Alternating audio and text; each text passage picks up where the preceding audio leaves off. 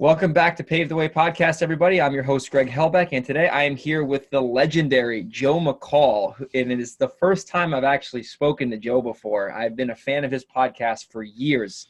So, Joe, thank you so much for coming on the show today. I'm really excited to speaking with you because your information and your podcast has been a game changer for me over my short career so far. I've been doing this business for like 4 years and listening to you for That's about awesome, Greg. Yeah.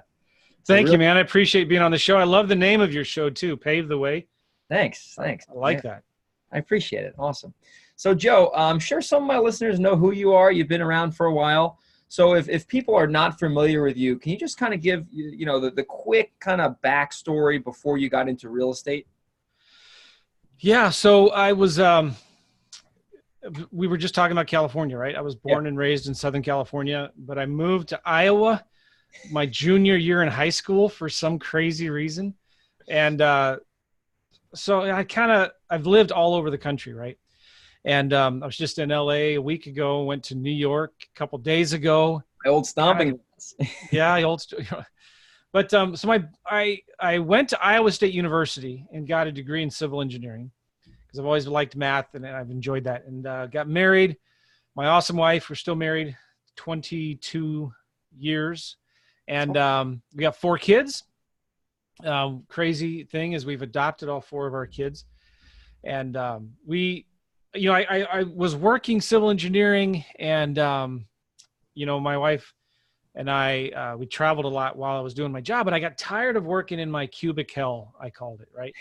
And I got tired of just like, no matter, I was at their beck and call. Like they had to tell me when to come into work. They had to tell me where to work. Like sometimes I had to go travel a couple hours to my job site. Sometimes I had to travel across the country. They sent me out to Bakersfield for a 2-week assignment that turned into 3 months. Bakersfield, right?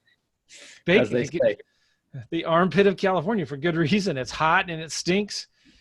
But whatever. Bakersfield, that kind of actually turned into a blessing because I shouldn't complain about it because then we got transferred to a job out in San Francisco. And it was an amazing, awesome job. But that job ended early because when Enron collapsed back then, everything collapsed around it. And so I got tired of being shipped around, like a little pawn on their chessboard to all these different places. And, it was right around this time I had a friend who was getting into real estate. And he was buying some courses from Rich Dad, Poor Dad. But it wasn't called Rich Dad, Poor Dad then. It was called, I forget. So anyway, he started talking about real estate. I started getting interested in it. And then I read Rich Dad, Poor Dad, the book. And I started getting excited, started thinking about money in a different way. Like I could actually have my own business, right? Like I could actually call my own shots. I was worried. I was constantly on this thing of like, man, if they fired me, I could find another job. But like I'm one paycheck away from bankruptcy, foreclosure, like the end of my financial future and I would think about retirement and I'd think, man, okay, great. I get excited. Like if I just save 15% of every paycheck in 30 years, I could retire and 40 years and keep the same lifestyle. And I remember really vividly sitting in one of my cubicles at this big office. And I had the name badge, it's just this thing that clocked in and out all the time, even though I was in an office area. Thinking about this, looking at my middle manager bosses, thinking, man, I have to be a middle manager like them. Like I have to they were working harder than anybody else. They were the first ones in, the last ones to leave. They had the most stress and they were making more than I was. But when you look at an hourly rate and if you figure in the costs of all things they were responsible for, I was making more money than them. And I started thinking, what if I could work for myself? Like, what if I could actually live the retirement lifestyle today while I'm young enough to enjoy it, while I have my kids with me? We didn't have kids at the time, but I was thinking like, I want to be able to travel around the world with my kids. And I want to see the world with them before they're out of the house and I retire and then we get to go finally have fun. Yeah. Why don't we do that now? Let's create a business that kind of supports the stuff. I don't want to wait till I'm 65 or 70 to retire. I don't want to retire now, but like, why not create a business where we can travel anywhere and work from anywhere in the world doing real estate? So that's kind of started me on my journey. Fast forward about 4 or 5 years. I quit my job. Fast forward about 5 or 6 years. I quit my job finally I was a professional student for like 4 years, right? Buying courses and books and workshops and Professional always student. I like that. afraid to take any action. I was afraid of success. I was afraid of failure. And being an engineer, I was really over analytical. I analyzed everything. And anyway, to make a short story long, that's how I kind of got into the business, right? I just wanted to work for myself and have my own business. That's interesting because, yeah, and you had you're a civil, you got a civil engineering degree, so you had a comfortable job, I'm sure. It's not like you were, broke living on the street. Like you're doing well from society's standards and you knew you wanted more. It's interesting because that's kind of a hindrance to me as well, right? Like I was kind of comfortable. I was making good money. But it's funny because like when you're making 75, 80 grand a year, which I was closer to when I quit, my expenses were close to 75, 80 grand a year. I didn't feel like I was making much money. We had a mortgage, we had debt, we had student loans, we had car loans. So it's like freedom is not, you don't spell freedom with money. I spell freedom with like TIME and for time and family, FAMILY, like being able to have a family, have I love my kids, I love my wife, we're very active in church, so business and money and possessions, that stuff isn't really important to me at all. It's memories, it's having the freedom, the lifestyle to live where I want, to do what I want, work where I want, and fulfill a higher purpose and a higher calling, which is a big reason why I do the podcast and teach like I do. Yeah, no, you're great at it. I mean, I've been a fan for years. So let's kind of fast forward up to now. So obviously you have your job, you're kind of getting sick of it. A lot of people on my show, they've mentioned they've read Rich Dad Poor Dad. I remember reading that a couple years ago. It was like a light bulb went off in my head, even though he doesn't like talk in detail about real estate. So how did you exactly break into the real estate business? Because I remember listening to a series of your podcast. This was a couple years ago. I listened to like these a few times. You told your whole story in like 4 or 5 sequences, and you had some interesting experiences with some like sub 2 deals or something. And it was very informative. I remember listening to that like, wow, like this is an interesting story. So how did you kind of break in? Because you've done a lot of different types of deals, and then we'll spend a lot of time today focusing on lead gen and lease options, but just kind of how you broke into the real estate game after you graduated from professional student university. I should re-release those podcasts because that was like the first time I'd really shared my story in a lot of detail. Those are good. So it pretty much, when I was, I made a lot of mistakes. Like I was pretty gullible. I just believe anything anybody told me. And I kind of, anyway, it served me good in some ways because I really did believe like I could make a full-time income doing deals. And so, but I was starting to buy a lot of properties with bank loans. I remember I was very analytical. So I looked at the history of housing prices over the last 50, 60 years, and the market never went down, right? It always went up. It was the safest investment. Yeah. And I started thinking, well, okay, that's easy. I can go buy a loan, go buy a house with a bank loan. And then, I only need to be in it at 90, 95 cents on the dollar. Can you believe that? And I would put down 5 or 10%, buy a house at 90 cents on the dollar, and then sell it for 110, 120 cents on the dollar as a lease option in a couple, 3, 4, 5 years. And so I bought as many houses as I could with bank loans, and then it got harder because I had like 6 or 7 of them. Yeah. And even back then it was hard to get multiple loans, but then I started getting creative and I started buying houses subject to the existing mortgage, keeping the seller financing in place, started doing some private owner financing on houses, started borrowing money on my deals. And really what was happening was I was counting on appreciation. I was ignoring the fundamentals of cash flow. My properties only cash flowed $100, $200. I was counting on appreciation, expecting the market to always go up. And then I was expecting it to still be easy for my tenant buyers who were in the house to get a mortgage in a couple of years because it was easy back then. So I had a nice portfolio, not a lot of nice houses, but then all of a sudden the market collapsed. And it wasn't actually all of a sudden. I mean, we could see the writing on the wall for at least a year, but there was a period of time when all of a sudden the banks and subprime loans completely went away, and everything kind of was brought back down to reality. So anyway, I had a lot of properties, a lot of debt. I lost, 5, 6 homes to foreclosure or short sale. And I paid all my private lenders back. And all the houses I bought with subject twos where I took the mortgages over, I never missed a mortgage payment, right? Because if I would have missed a mortgage payment, that would have been like a 30-day late on their credit report. But there was a lot of like day 29, hour 23, minute 59, man, where I was making the mortgage payment on the phone to the bank. And so subsequently, man, I was in such a world of hurt. Like I was missing my own mortgage payments. Wow. We lost our own house to a short sale. My wife didn't even know we were facing a short sale until I was a couple months behind on the mortgage. Because I was always I'd find the money somehow, I'd find the money from a deal. But it really sucked. It was horrible. And wow. It was about a year after that I finally cracked the code and quit my job doing real estate. And it was because I knew like I had to learn wholesaling.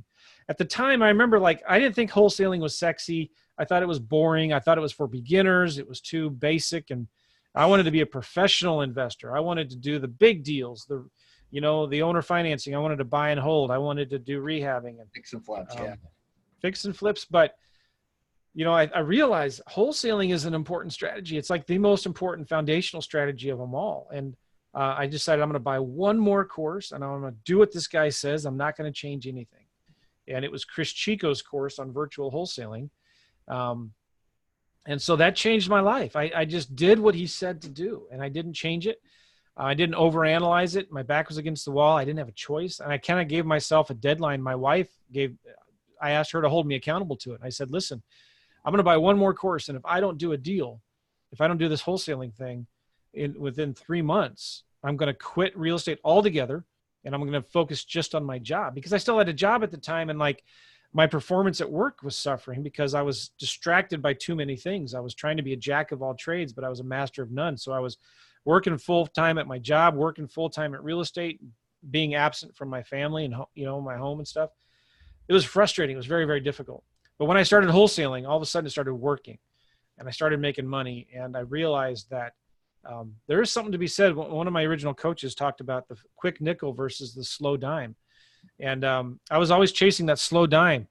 But the problem with the slow dime is a lot can happen in that 1 or 2 or 3 years before you finally see that money coming in, right?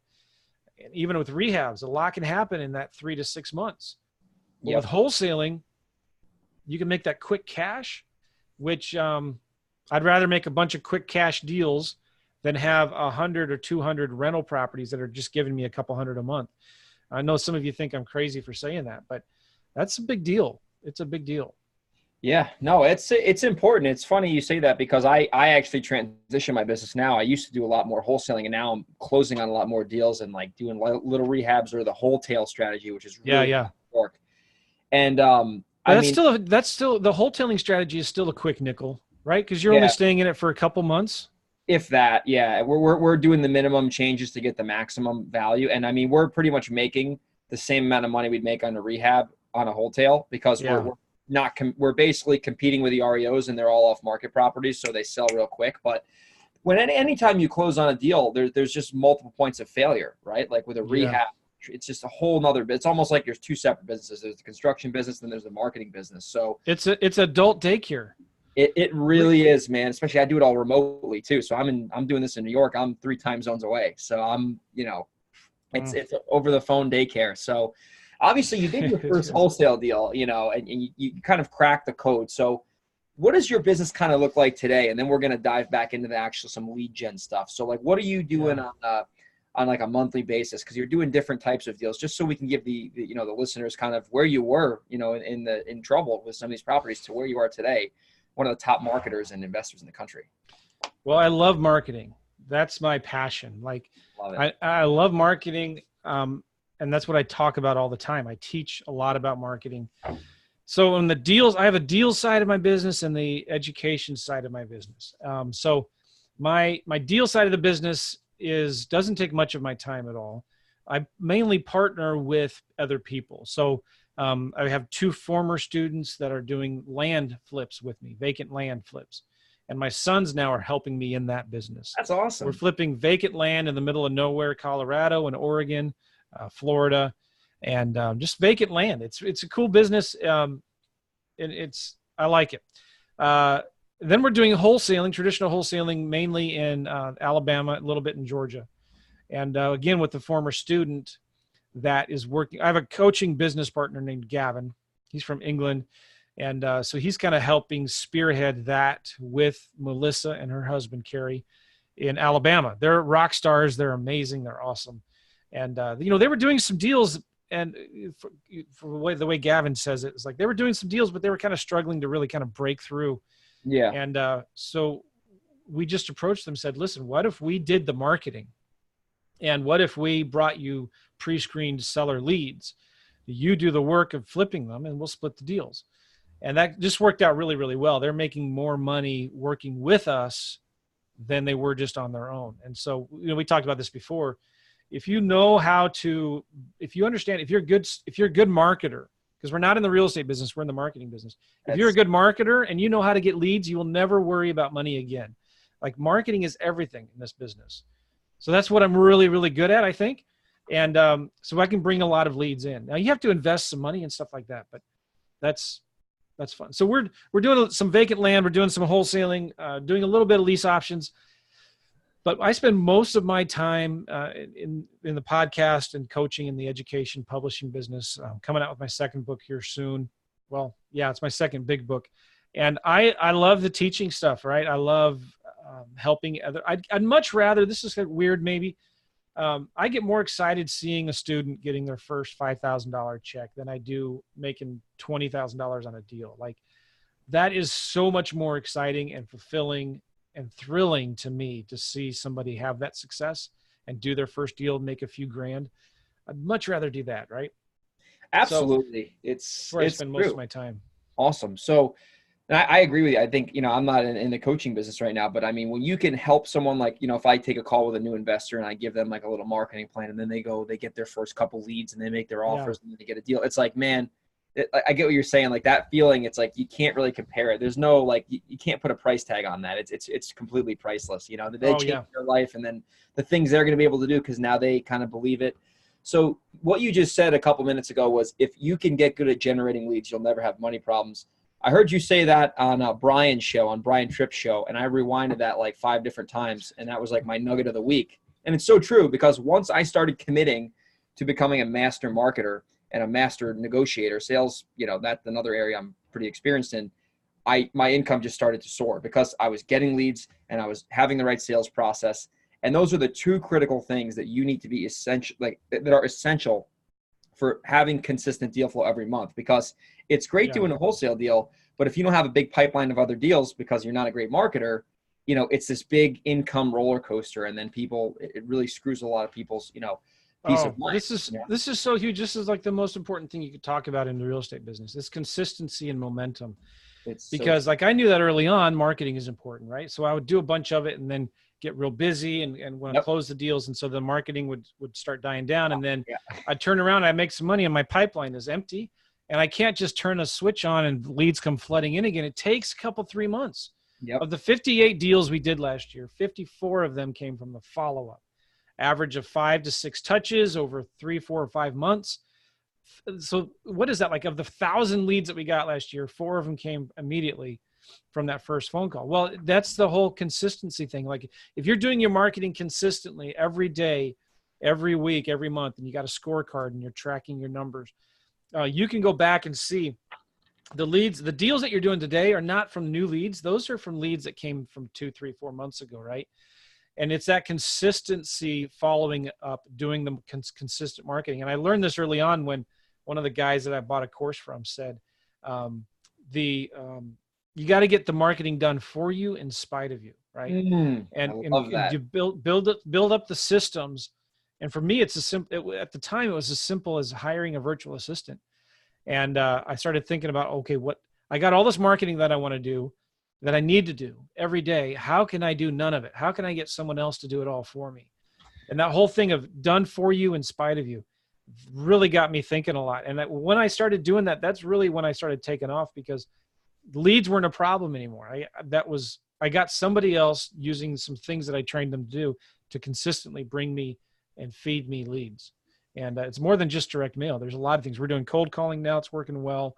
We're doing a little bit of direct mail. We're doing a lot of texting and emailing, Craigslist, Zillow, and Facebook Marketplace ads. So there's a lot of things that you can do without spending thousands and thousands of dollars, but you got to get someone to do it for you. Like I created a course one time with a friend named Haim out of San Francisco called, awesome. You know Haim? Oh yeah. Yeah. Great. He's been on the show. It was called MLS Hacks. And you can still get it today, in fact, at MLSHacks.com. And I'm going to be updating it soon because I have a new CRM that I'm using. But like, that's a simple thing of he had at the time 4 or 5 VAs working full-time in 3 or 4 different markets. And all they were doing was sending emails to realtors of listed properties that needed work. So his VAs would go into whatever city, look for properties that needed work, and then would have the VA just email the realtor. And he would email cash offers. I started emailing like more soft pass offers. Like, hey, would your client are they negotiable? Would they consider something in this price range? So my whole point is this, there's a lot of different creative marketing that you can do that your virtual assistants can do for you. And you don't have to spend thousands and thousands of dollars on direct mail every month. We still do direct mail, but like you got to diversify your marketing. That's so true. You don't want to be relying on one strategy. And it's funny you say that because, last year, my big strategy, this is like 2018, it was basically getting lists, peeling the vacant houses off of lists and calling and texting them in Dallas, Fort Worth, which is one of the most competitive markets in the entire country. And I was popping like 3 to 4 $25,000 plus wholesale deals a month off that strategy alone. And there was no one doing it. And I was like the only guy. And then all of a sudden it got saturated and everyone was doing it. And then, you're the 5th person who's called. And then my VA is like, hey, there's all these other offers. So that worked for a while. And I still do some deals that way. But, now everything's changed. So now on top of that, we're doing direct mail now. So I want to kind of actually hit on a little direct mail because I personally love direct mail. I think no matter what, I'm a big Dan Kennedy fan, direct response marketing. I think it's definitely a little bit. By the way, now. He's not dead. Is he not dead? I've been trying to, I can't find anything on the internet. What's the matter with it? Is he? He's not dead. Everybody has been like freaking out. For like a month. If you go to dankennedytribute.com, he actually wrote another goodbye letter. It's not even a goodbye letter. But he's in hospice. He's in bad shape, but he's not dead. He's not deceased yet. Cause like there's an event coming up and he's like apparently speaking. I'm like, is he speaking at it? Well, I don't know if they've updated the website, but yeah, that's a whole. That's funny. What's going on. Yeah. So he's not dead. But anyway, I love direct mail too. And here's the thing, these marketing, I've been in the business now since 10 years. I quit my job, but I've been kind of studying real estate for 13, 14 years, whatever. You see that go through cycles, right? And, I could go back and it would be interesting to study sometime to look at like what marketing was working back then and what is working now. And so it kind of swings in both directions. Like direct mail is coming back. Fewer people are doing it. Everybody's afraid to do it. If I didn't despise Illinois so much, because I live in St. Louis, Missouri, and they're next to me, right? And they have the Cubs, and they're really, really strict with certain gun rights laws. I won't go into politics. All right. So anyway, Illinois would be the perfect place to go in and start marketing and doing wholesaling in, because it's all of a sudden now illegal, quote unquote. But man, it's wide open. Go ahead and just get your license, right? Not a big deal. Yeah, right. But no one's doing direct mail right now. And I have students and friends that are in small town Illinois that are crushing it right now. So direct mail works, especially pay attention in the smaller towns surrounding the big MSAs, right? Like I just dropped. Are you picking up what I'm laying down? Are you smelling what I'm stepping in? Like this is a big deal. And so many people are ignoring it and not even paying attention to it. But like there's so much competition in the big MSAs right now. But if you start targeting the surrounding counties, there's a huge opportunity. There's a lot of absentee owners with equity that you can skip trace and cold call and direct mail. I prefer direct mail actually, because we're seeing double or triple the response rates in those surrounding counties. And there's still buyers that are buying out there, local buyers that live in those small towns. I'm talking like small towns, 4,000 or 5,000 people small. You stick a sign in the yard and you'll sell it like that. It really, really does work. And you can do these deals virtually. You don't have to go to the houses and look. There's a lot of opportunity. I'm excited about just going in surrounding the outside markets. Does that make sense? No, it does. And that's what I do. I mean, I'm from the New York City area, but Orange County, New York is like an hour outside of there. And it's not nearly as competitive as Dallas. I mean, it's like crazy, but like you can sell deals quick there. But like you said, some of these areas, the sellers get a stack of postcards. If you're in these outskirt towns, you're not competing with it. And I buy over the phone. So it's like, I don't ever see these people. I just did a wholesale deal the other day. I never saw the house, met the seller, talked to the buyer. Like, it's all remote. And I think that's so powerful, especially with technology these days. You can do everything remotely, and it's just a limiting belief. People are like, oh, no one's going to sell me their house if I've never been there. That's completely BS. The best deals I've ever done have always been over the phone, usually because their situation is like it's a vacant house. They don't live there. They inherited the thing. That's another rabbit hole. So, and there's so much technology today too. Like you can do digital signatures. Yep. You can hire people on Craigslist or Facebook Marketplace or Facebook groups, whatever, to go take pictures of the house. You can use mobile notaries. Mm-hmm. It's one of the things we like to use, mobile notaries, to go to the seller's house and get it signed. Not that the contracts have to be notarized, but there's people out there for $50, $100 that will go to the seller's house. Like this happens a lot with small, like there's somebody that owns a house but lives in another state. Yeah. Well, you can send a mobile notary to wherever they live, even if it's in the middle of Alaska. You could pay a mobile notary.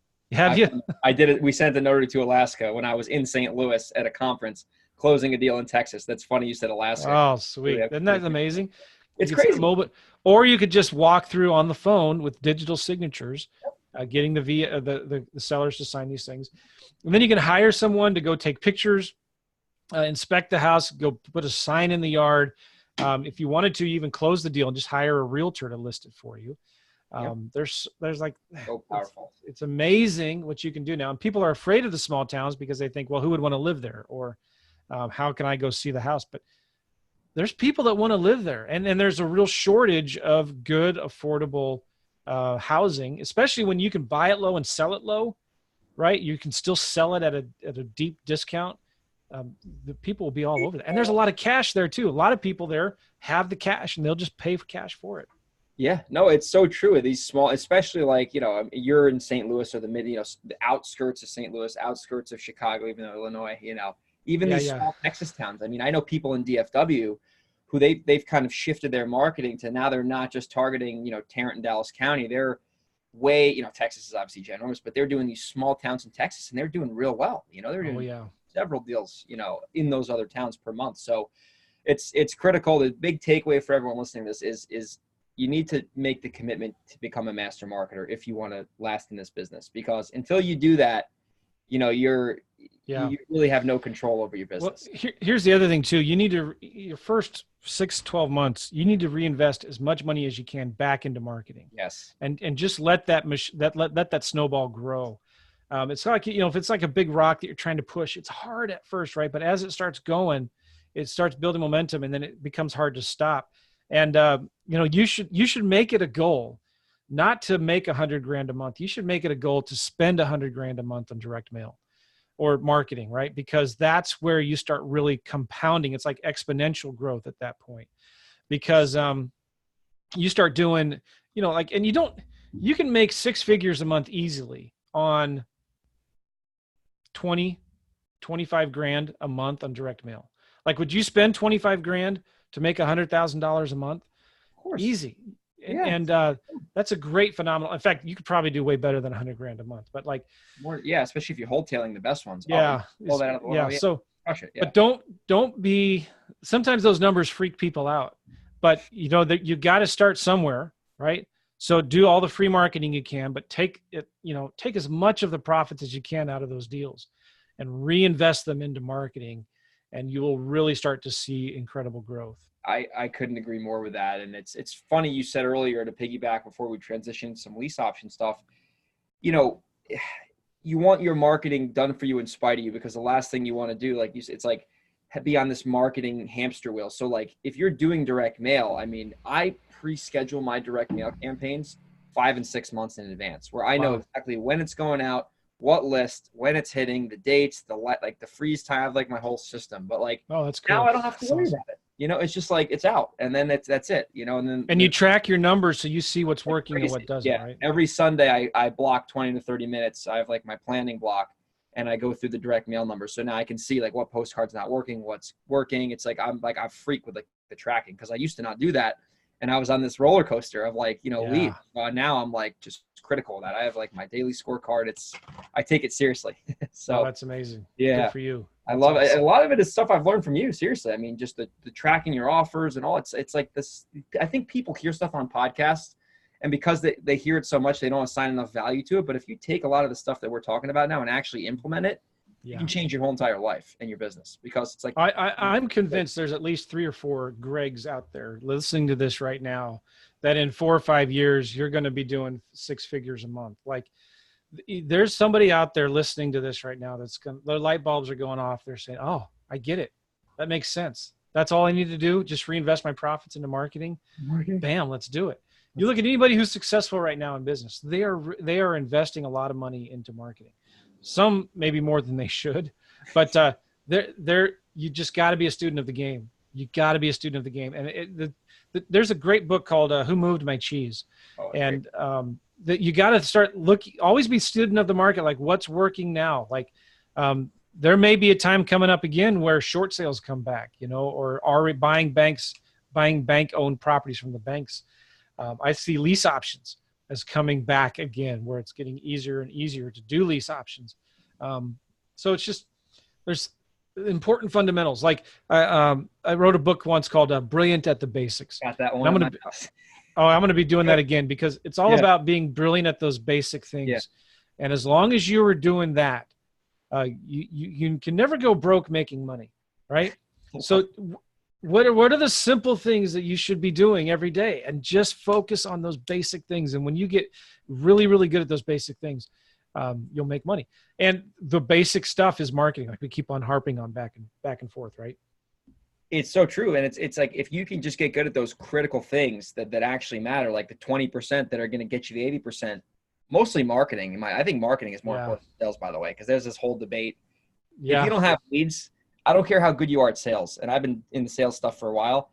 If you don't have leads, your sales skills do not matter, right? It's important, but you can't sell no leads. So it's like the marketing comes first and foremost. So yeah, you're totally right. Yeah. It's good to have sales skills and it'll help you, but if you don't have leads, it doesn't matter. You can't, well said. You can't say the right thing to the wrong person. You know what I mean? Think about it. Yeah. Well said. So I want to kind of wind the podcast down with some things I see. You have your new book out there called, it's WLObook.com, which will be in the show notes, Wholesaling Lease Options. There we go. Look at that. So Joe, it's got a coffee stain on it too. My coffee's over here. I was going to say, this is something that I've heard before. I have some friends who do it. I don't really know what's lease. I've never done a lease option deal in my life. So Joe, what are lease options and how can investors profit from them? Because I think people get confused with the rent to own, the lease option, even though they're the same thing. Just let's kind of give the listener an overview of what is a lease option. This is something you're an expert in. And then if they're interested, obviously you wrote a whole book that they can get and they can really get the skinny on it. So let's just kind of cover that as we end the show today. Yeah, cool. Well, I love lease options because they allow you to control property without owning it. Interesting. Control without owning it. So I think it was Rockefeller that said the secret to wealth is to own nothing and control everything. Mm-hmm. And so when I fell into my world of hurt, but when the market crashed, I owned too many things. I owned too much debt. I owned these properties that was over leveraged. And I said to myself, I never want to own another deed ever, ever, ever again. That's like the story about. So yeah, but taking title. Lease options will still give you the same cash flow that you would get if you bought and held a rental property, right? But you don't have to use any of your own money. And I know that sounds cliche, but you don't have to use your own credit. You don't have to use your own money. You can control a property and you don't need a ton of equity either. So if you're doing a bunch of marketing, you're throwing a bunch of leads away that don't have much equity in them. What if you did a lease option on them? Where, let's say it's a $200,000 property. They owe 185, 180. Okay. As a wholesaler, you're just going to throw that lead away. It's not going to make any sense to even wholesale it. It's worth 200. They owe 180, but it's a nice house. It's a nice 4-bedroom house. Just needs a little bit of paint, maybe carpet. And it would make a great rental property, but it's not that just numbers aren't going to work. Well, you look at their mortgage payment. Their mortgage payment is, let's say, $1,300 a month, and you could rent it for $1,700 a month. Well, that's a $400 cash flow spread. What else? You're going to get a better tenant in that house than you are a house that's going to be 75, 100 grand in the city. So what if you negotiated with the seller, say, listen, if I buy it for cash, I'm going to have to be at like 150. And I don't think it's going to work for you, right? No. Yeah. So what's the least you take? Well, I owe 180. Well, I get this. You get these leads all the time, and you just need to open your eyes to it and you'll see it. Yeah. Well, you can say, well, what if I could get you 180? I don't know if this will work, but what if I could get you 180? Would you be willing to lease it for a little bit first and then sell it to me? I say, yeah, maybe. Yeah. Tell me more about that. Right. So I always approach a seller like, hey, I want to buy your house. But if they don't have enough, if they have equity, I'll make a cash offer. If they don't have enough equity, and as long as it's a nicer house, median priced home in the Midwest, that would be like $100,000 to $300,000. Right. I say, well, maybe I can do a lease purchase on it. Maybe I can lease it. What if I could lease your property from you? I could take care of all the maintenance and repairs and the vacancies. You don't have to worry about anything. You can move on with your life. What would you want to do then? Oh, I'll lease it from you, and then I'll buy it. What would you want to do then? And now you control a property on a lease option, right? You have a lease with an option to buy it in the future with the seller, and then you can do multiple things on it. You can turn it into an Airbnb. Hold on a second, my phone's working. You can turn it into an Airbnb. You can put another tenant buyer in the house who is going to be working on fixing their credit and taking care of the home and then buying it. So on a typical sandwich lease option deal, you can make minimum 30, 40 grand on a deal, minimum. And you should be doing like 40, 50 grand on a typical Midwestern house. So there's 3 profit centers. There's cash now, and that's money that comes from the tenant buyer. You should be making anywhere from 5 to 10 grand or more on the initial deposit. Cash flow, you should be making minimum of $300 to $400 a month on cash flow. That's if you do it if you turn it around and sell it on a lease option. If you turn it into an Airbnb, you could make $1,000 minimum a month in cash flow.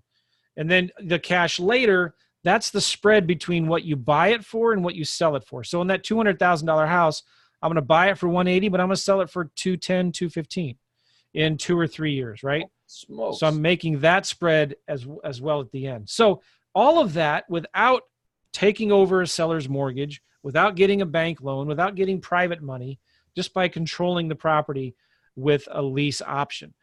Now, there's different ways you can do that. I prefer lease options because I believe they're the least risky of all of them.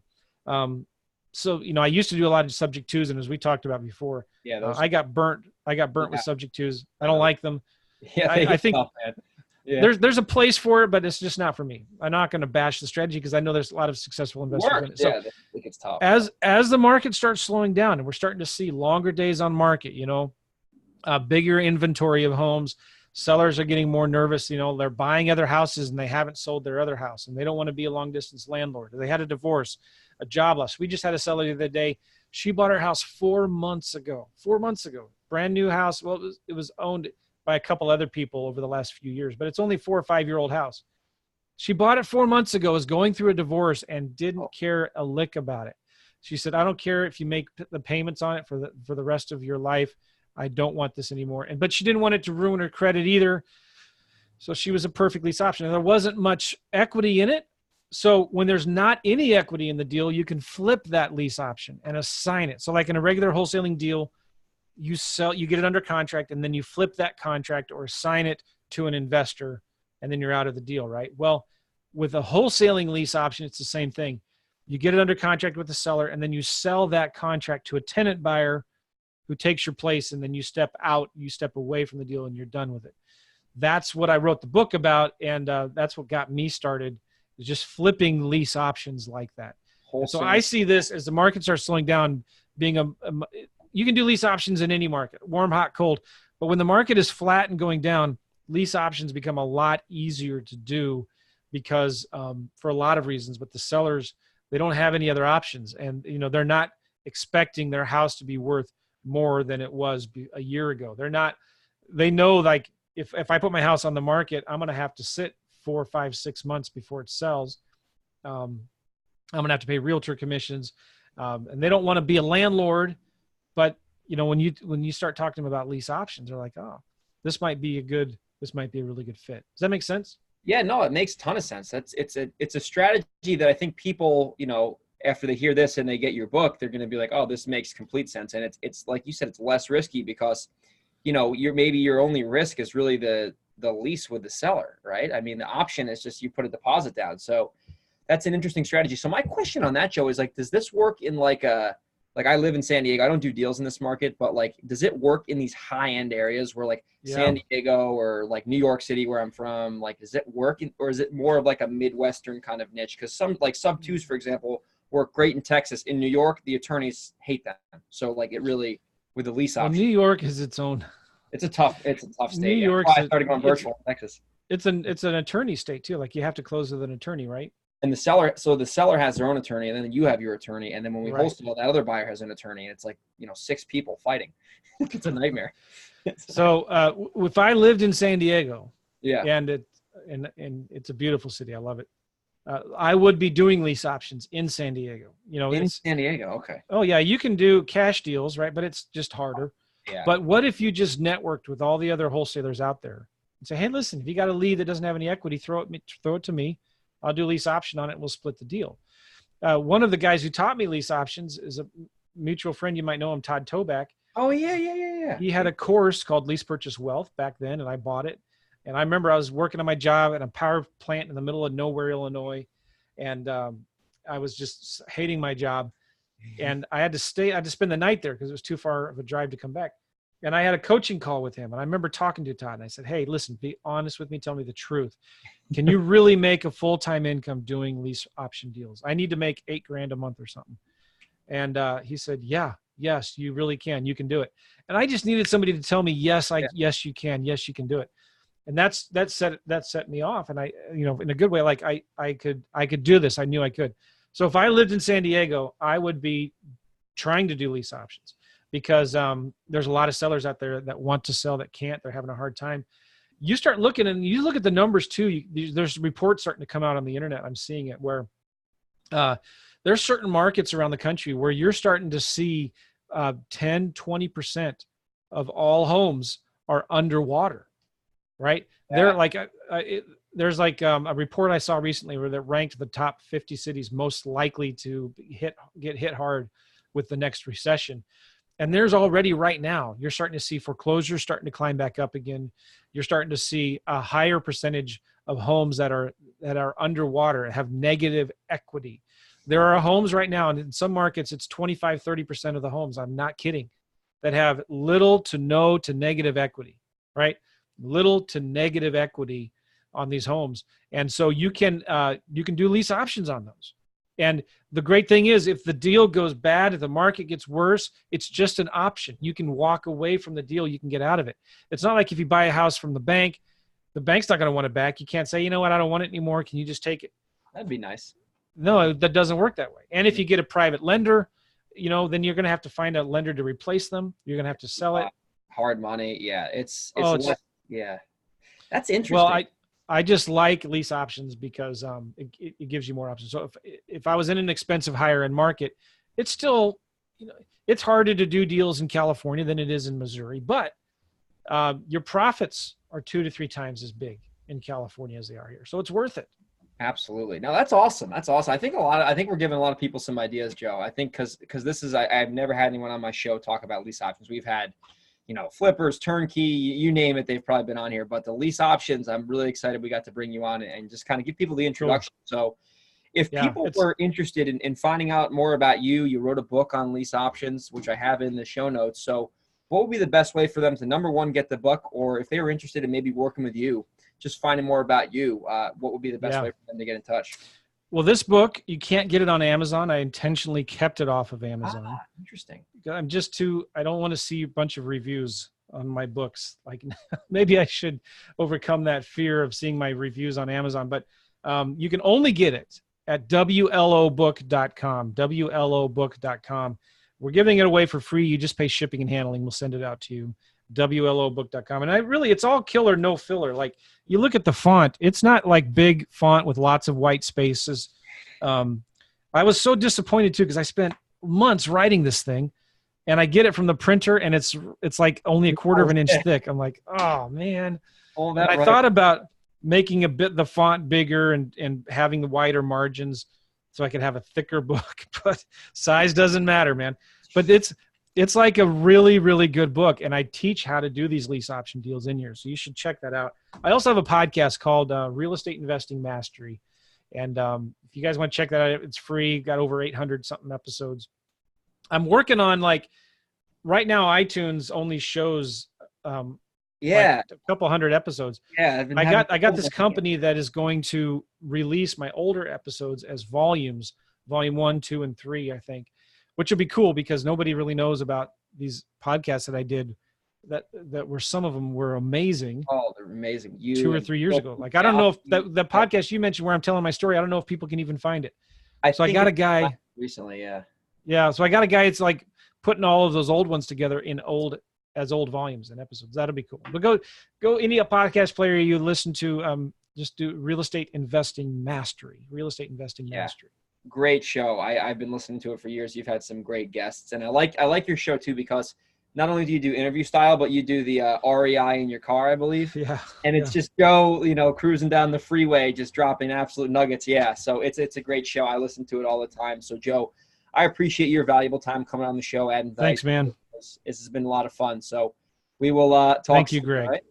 All right. Good talking to you, man. Hey, wait. You're going to be on my show. I am. I will be a guest. So you guys may not know enough about Greg, or you maybe just started listening to him, but I'm going to be drilling him with a ton of questions. Like in my podcast, I don't ask stupid questions. I don't think I do. But I want to dig deep into what Greg is doing. Why is he having the success that he's having? What's working today? What's not? So I'm going to have Greg on in a little bit. So I'm looking forward to that, Greg. Absolutely. I'll share it all. Right. Awesome, Joe. Sweet. We'll see you.